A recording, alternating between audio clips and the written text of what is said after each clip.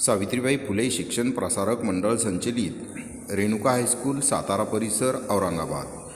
मैं सहशिक्षक श्री हराड़े एम.वी. विषय हिंदी में मैं आप सभी का स्वागत करता हूं। कक्षा 9वीं लेक्चर नंबर 19 टॉपिक नेम इनाम। इस पाठ का आज हम अध्यापन करने वाले हैं। पाठ का नाम है इनाम, लेखक अरुण। तो सबसे पहले इसमें हम लेखक का परिचय देखेंगे। लेखक अरुण जी का जन्म 3 जनवरी 1928 मेरठ उत्तर प्रदेश में हुआ था। कहानीकार, उपन्यासकार अरुण जी ने विविध विधाओं पर भरपूर लेखन किया है। आपके समग्र साहित्य की 14 पुस्तकों का संकलन प्रकाशित हो चुका है। लेखक अरुण जी की प्रमुख कृतियाँ मेरे नवरस, एकांकी संकलन, बृहद हास्य संकलन, कहानी संग्रह है, विशेष उल्लेखनीय है। तो इस प्रकार लेखक अरुण जी का परिचय। उसके बाद गद्य संबंधी देखेंगे। हास्य व्यंग्यात्मक निबंध किसी विषय का तार्किक, बौद्धिक, विवेचनापूर्ण लेख निबंध है। देखिए, हास्य व्यंग्यात्मक निबंध किसी विषय का तार्किक, बौद्धिक, विवेचनापूर्ण लेख निबंध है। हास्य व्यंग्य में उपहास का प्राधान्य होता है। प्रस्तुत पाठ में लेखक ने रेफ्रिजरेटर का आधार लेकर समाज की विभिन्न विसंगतियों पर हास्य के माध्यम से करारा व्यंग्य किया है। तो प्रत्यक्ष रूप में पाठ देखेंगे हम। देसी कंपनी ने रेफ्रिजरेटर बनाया। देखिए, एक देसी कंपनी है, उसने एक रेफ्रिजरेटर बनाया और उसकी प्रसिद्धि के लिए विदेशी विज्ञापन अपनाया। और इस रेफ्रिजरेटर की प्रसिद्धि के लिए एक विदेशी विज्ञापन यानी इश्तिहार विज्ञापन अपनाया। भारत भर में प्रतियोगिता का जुगाड़ किया और भारत भर में प्रतियोगिता यानी स्पर्धा का जुगाड़ यानी प्रबंध व्यवस्था किया। सवाल था, इस रेफ्रिजरेटर को खरीदने के क्या 7 लाभ है और ये जो रेफ्रिजरेटर है उसके खरीदने से क्या 7 लाभ होने वाले हैं। 1 अप्रैल को फल निकलना था और 1 अप्रैल को इस रेफ्रिजरेटर का जो लॉटरी स्वरूप है वो निकालना था। जिन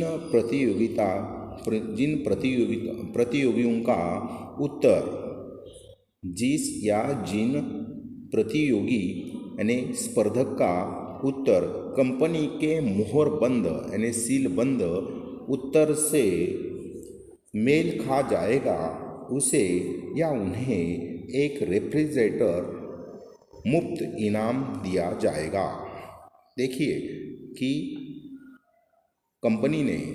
रेफ्रिजरेटर कंपनी ने कुछ प्रश्न पूछे हैं और उनके उत्तर एक सीलबंद पैकेट में बंद करके रखे हैं। जिनके उत्तर कंपनी के उत्तरों से मेल खा जाएगा, उसे इनाम के तौर पर एक रेफ्रिजरेटर दिया जाने वाला था। भारत में धूम मच गई और पूरे भारत में धूम मच गई। मेरे विचार से इतने उत्तर अवश्य पहुँचे कि उनकी रद्दी बेचकर एक रेफ्रिजरेटर के दाम तो वसूल हो गए होंगे।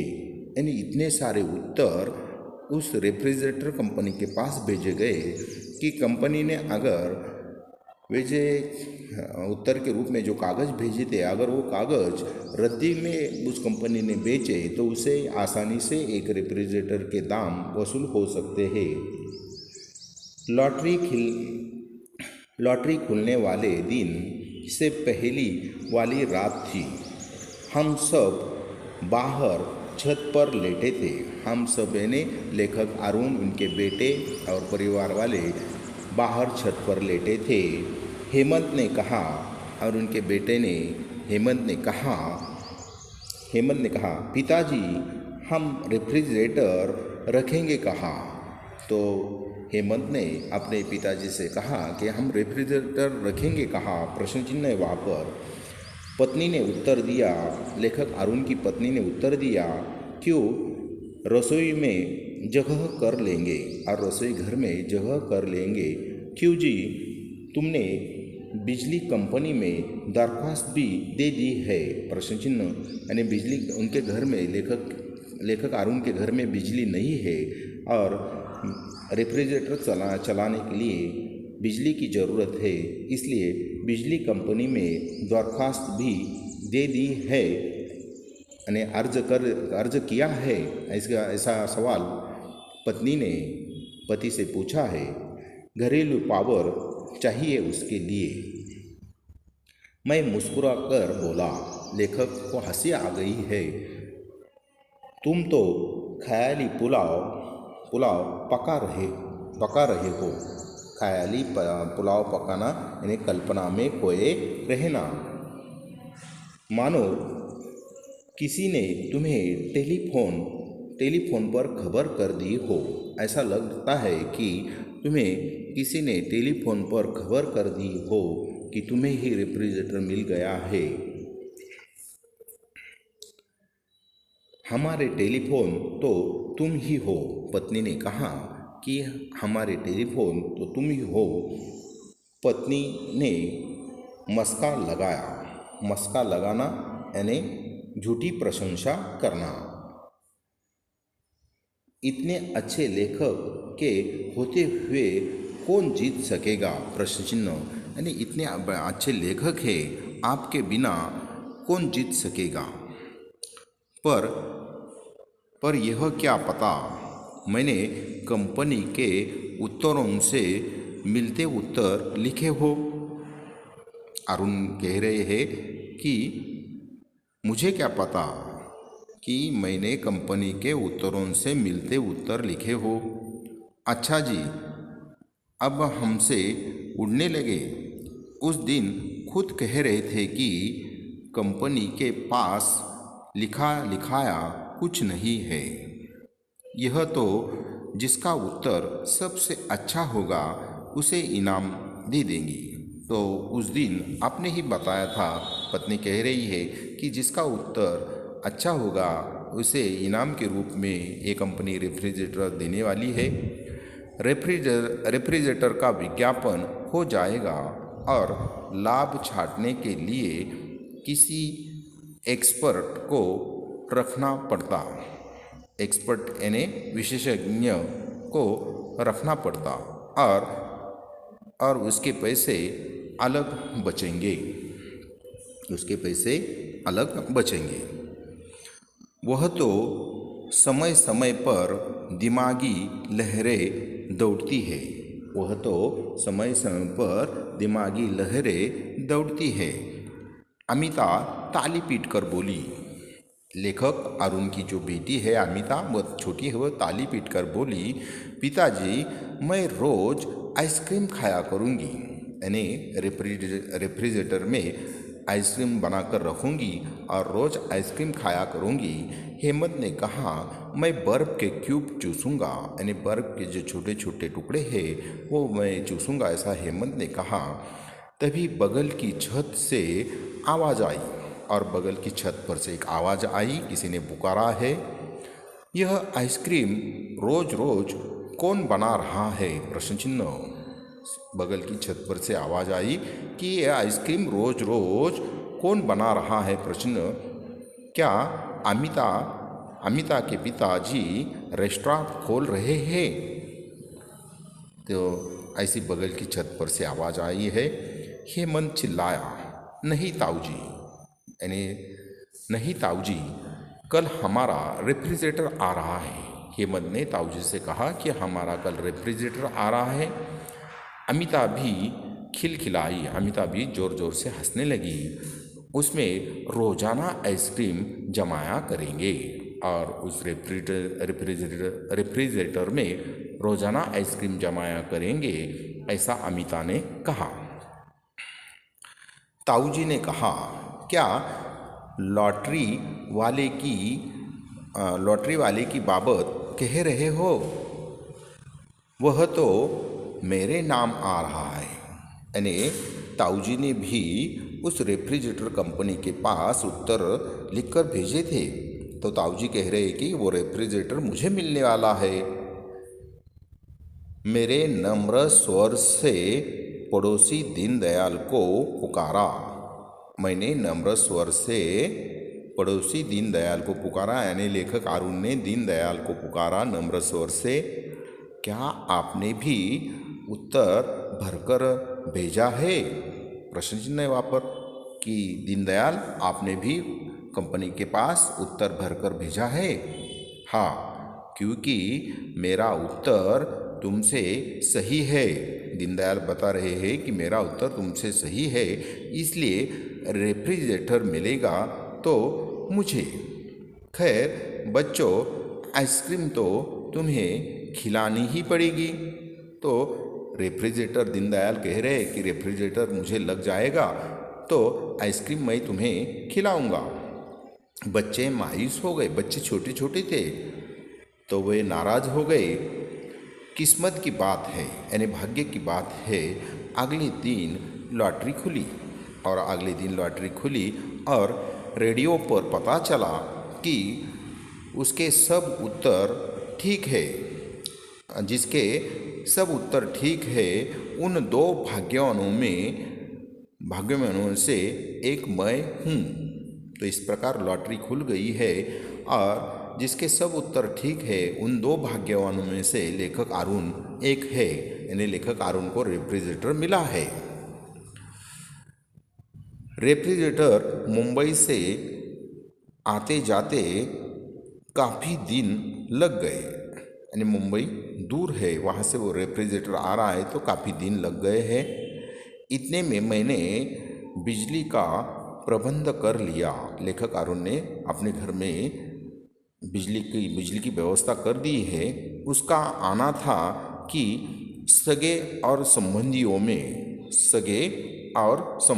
में, मित्रों और मोहल्ले में धूम मच गई। तो एक ही धूम पूरे मोहल्ले में मच गई जहाँ पर लेखक रहते हैं। सब देखने आने लगे और सब मोहल्ले के लोग, मित्र, सगे संबंधी सब रेफ्रिजरेटर देखने के लिए आने लगे, जैसे कोई बहू को देखने आता है। मुझे शक है यदि मैं अपने कमाए पैसों से खरीदता तो भी ऐसी भीड़ लगती क्या? यानी कमाई पैसे से अगर लेखक ने रेफ्रिजरेटर खरीदा होता तो इतनी भीड़ नहीं लगती। इतनी अधिक भीड़ लेखक के घर आ रही है रेफ्रिजरेटर देखने के लिए। यह सब लॉटरी का प्रताप था।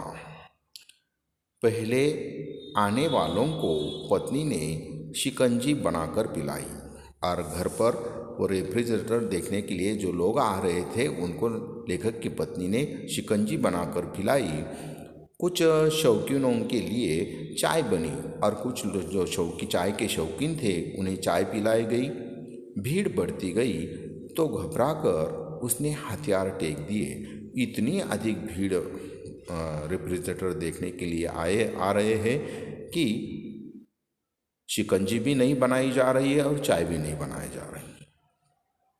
झांकी देखने वालों का तांता बंधा था, यानी एक के बाद एक लगातार लोग वो रेफ्रिजरेटर देखने के लिए आ रहे हैं। एक जाता था, दो आते थे। बच्चों ने पहले से बोतलें इकट्ठा करके रखी थी। आठों में पानी भरकर रखा हुआ था, यानी 8 बोतलें थी।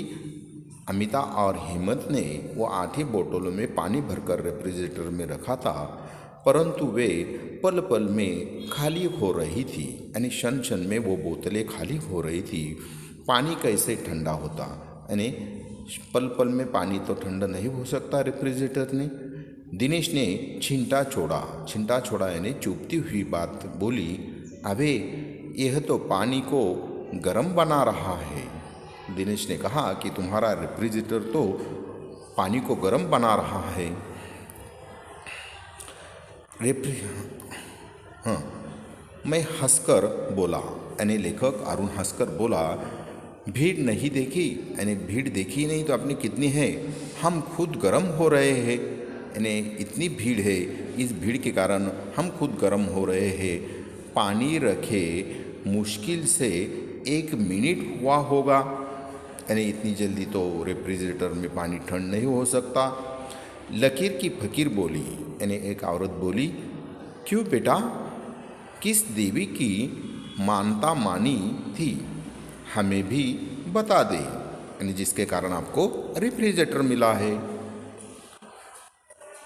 कुड़मगज ने सुनाया, भाई मैंने भी उत्तर लिख रखे थे। तो कुड़मगज नाम का आदमी है, उसने सुनाया कि भाई मैंने भी उत्तर लिख रखे थे, किंतु कोई आए और लेकर चलता बने, और जिस पर उसने उत्तर लिख कर रखे थे वो कागज़ कोई लेकर चला गया है। मैंने फिर दोबारा दिमाग पर जोर नहीं डाला, फिर से मैंने उत्तर नहीं लिखे हैं। उनके साथी ने पूछा, कुड़मगज के साथी ने पूछा, कहीं अरुण तो नहीं उठा लाया, यानी कहीं अरुण तो वो आपने जो उत्तर जिस कागज़ पर लिख कर रखे थे वही कागज़ अरुण तो नहीं उठा लाया। नहीं, पर क्या कहा जा सकता है, यह मैं जानता हूँ कि वे सब जवाब बिल्कुल ठीक थे। तो कुड़मगज कह रहा है कि मेरे जो सवाल के जो जवाब थे वे बिल्कुल सही थे। जला भुना बोला, एक आदमी है, जब बिजली का बिल आएगा, यानी बिजली का जब बिल आएगा तब बच्चों को पता लगेगा कि सफ़ेद हाथी बांध लिया है, यानी जब बिजली का बिल आएगा तो लेखक अरुण को पता चलेगा कि बिजली का बिल बहुत आएगा और उसे पैसे भरने पड़ेंगे। शकी ने कहा, एक औरत, शकी नाम की औरत ने कहा, मुझे पता है अरुण का रिश्तेदार कंपनी में नौकर है, यानी अरुण का जो रिश्तेदार है वो रेफ्रिजरेटर कंपनी में नौकर है। उसने असली जवाब इसे चुपके से लिख भेजे कि मुफ्त का रेफ्रिजरेटर घर में ही रह जाए। एक तो लगातार लोगों का आना परेशान कर रखा था, यानी लोग इतने आ रहे थे रेफ्रिजरेटर देखने के लिए कि लेखक का पूरा परिवार परेशान हो रहा था। दूसरे, इस जलीकटी ने कांटों में डंक का काम किया। हम दोनों बिलबिला उठे। एक बिगड़े दिल ने हेमंत को पुचकार कर पूछा, तो एक बिगड़े दिल ने, यानी जलन हो रही है उस आदमी को, और उस आदमी ने एक बिगड़े दिल में हेमंत को पुचकार कर पूछा, क्यों बेटे, यानी क्यों बेटे, तुम्हारे पिताजी कितने दिन पहले मुंबई गए थे, यानी तुम्हारे पिताजी कितने दिन पहले मुंबई गए थे, ऐसा एक बिगड़े दिल ने हेमंत को पुचकार कर पूछा। Thank you. Next lecture number 20, topic name इनाम। इस पाठ का शेष जो भाग है उसका अध्ययन अध्यापन हम बाद में करने वाले